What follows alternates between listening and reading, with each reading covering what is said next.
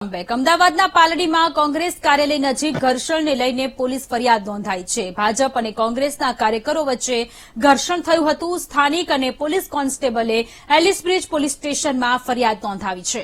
સરકાર તરફથી કોન્સ્ટેબલ કર્મરાજસિંહ અને સ્થાનિક અભિનય દેસાઈએ ફરિયાદ કરી છે। ફરિયાદના આધારે નવા કાયદા હેઠળ ગુનો નોંધાયો।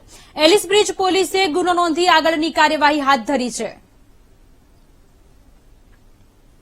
સંવાદદાતા અનિતા જોડાયેલા છે આપણી સાથે। અનિતા, અમદાવાદના પાલડીમાં કોંગ્રેસ કાર્યાલય નજીક ઘર્ષણ થયું હતું તે મામલે હવે પોલીસ ફરિયાદ નોંધાઈ છે।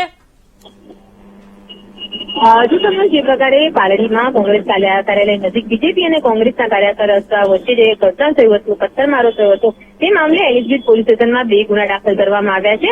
સરકાર તરફથી આજે પોલીસ કોન્સ્ટેબલ કરમરાજસિંહ દ્વારા ફરિયાદ દાખલ કરવામાં આવી છે, જ્યારે અન્ય સ્થાનિક વ્યક્તિ અભિનયસિંહ દેસાઈએ ફરિયાદ દાખલ કરી છે।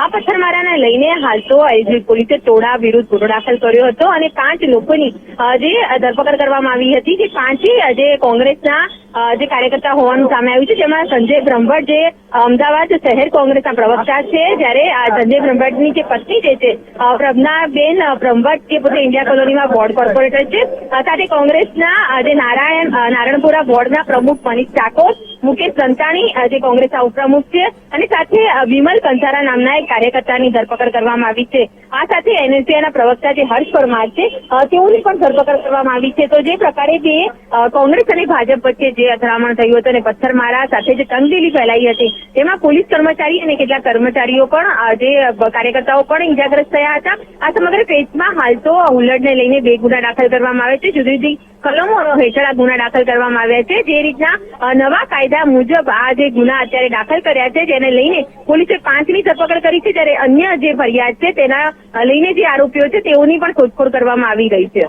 જી અનિતા, આભાર તમામ વિગતો માટે।